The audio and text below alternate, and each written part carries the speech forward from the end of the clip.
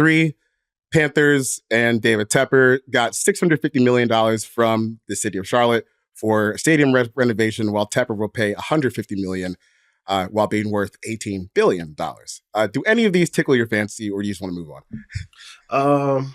Okay, so with the Isaiah Bugs thing, like the seriousness of some of the case, like I don't want to just pay no mind to it and just joke about it. I did get a good chuckle out of that whole hookah bar conspiracy that I think he floated out there, that's the city of Tuscaloosa is after an Alabama grad and NFL player for his hookah bar, apparently. I don't know if that one really passes the smell test for me, so I definitely got a good little chuckle out of that. When I think the real truth is that you just can't get right. And then with the David Tepper thing, this is funny. I was talking to a friend of mine that I went to high school with yesterday, who's a major Chargers fan, right? And as a San Diego native, the thing that we always just talk about is how frustrating it is that these billionaires get to ask their cities to subsidize their business, working in these multi-billion-dollar conglomerates, right? And this has obviously been something that's been going on with the Panthers for a while. The stadium, the facility, I know that they've been leaning on South Carolina a lot to pay for some of the things that they wanted to get developed. So I'm not surprised to see this. It's very venture capital to ask the public to subsidize, so that way you can just sit on your billions of dollars. It's more annoying, I think, than a major story, but still annoying nonetheless. One of the funny parts of the Tepper and getting money for renovations was a couple of weeks ago, maybe it was last week, the Charlotte Observer put out a article where they said most people were actually fine with the idea of giving them money to renovate the stadium. They just didn't want to give money to David Tepper specifically. Okay. Like your average Charlottean. Yeah, okay, look, the Panthers, we could probably use a new stadium, but not for this guy. Not you.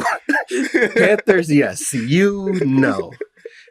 Okay, David Tepper, total aside on David Tepper, I just need to know from a friend, what is your policy on people touching hats? Because when I saw that clip a few months ago with David Tepper walking into the restaurant and taking the guy's Eagles hat off his head, like I had like an audible gasp.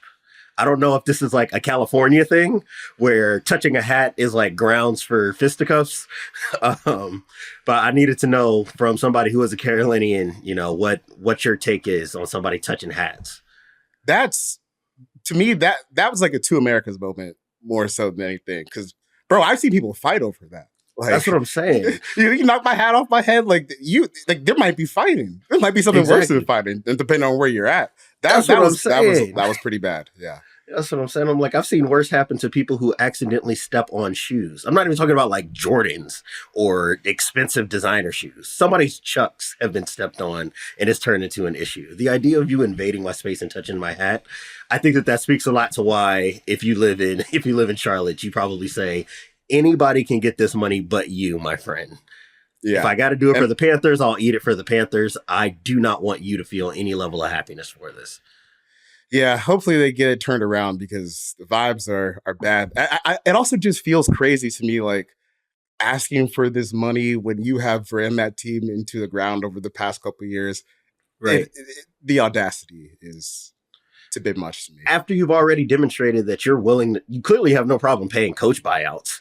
You're sitting on plenty of fluid cash to pay for anything else. But I guess when it comes to improving the facilities for your actual organization, that's where we get tight-pocketed. It's an interesting approach to public relations.